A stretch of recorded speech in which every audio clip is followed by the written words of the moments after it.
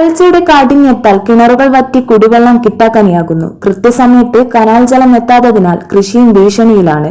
കൊടിയത്തൂർ പഞ്ചായത്തിലെ ചെറുവാടി, ചുള്ളിക്കാമ്പറമ്പ്, തെനങ്ങാമ്പറമ്പ്, പൊറ്റമ്മൽ, കാരാളിപ്പറമ്പ് എന്നീ പ്രദേശങ്ങളിലേക്ക് പുഞ്ചപ്പാടത്തെ കനാൽ വഴി എത്തിയിരുന്ന വെള്ളമാണ് നിലച്ചത്.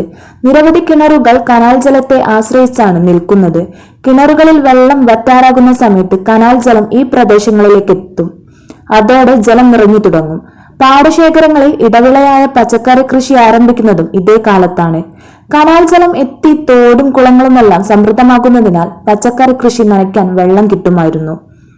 ഇരുവഴഞ്ഞിയുടെ തീരത്ത് കൂട്ടക്കടവത്ത് സ്ഥാപിച്ച കല്ലന്തോട് പശ്ചിമഘട്ട വികസന പദ്ധതിയുടെ ചീപ്പ് തുറന്നിട്ടാണ് കനാലിലേക്ക് വെള്ളം എത്തിയിരുന്നത്.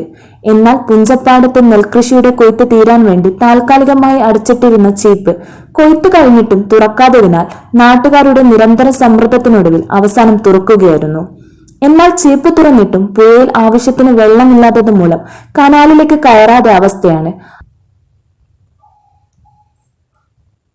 അതോടൊപ്പം നടക്കൽ പാലത്തിന്റെ പണി മൂലം കനാൽ വഴി താൽക്കാലികമായി ബദൽ റോഡ് ഏർപ്പെടുത്തിയതിനാൽ നിലവിലുള്ള കനാലിൽ ചെറിയ തോതിൽ വെള്ളം ഒഴുകാൻ പാകമാകുന്ന രൂപത്തിൽ സ്ലാവ് ഇട്ടതിനാൽ ഇതുവഴി പുഞ്ചപ്പാടത്തേക്ക് വെള്ളം ഒഴുകിയെത്താൻ പറ്റാത്ത അവസ്ഥയും ഈ പ്രദേശങ്ങളിലേക്ക് വെള്ളത്തിന്റെ ഒഴുക്ക് തടസ്സപ്പെടുകയും കുടിവെള്ളക്ഷാമം രൂക്ഷമാകുകയും ചെയ്തു.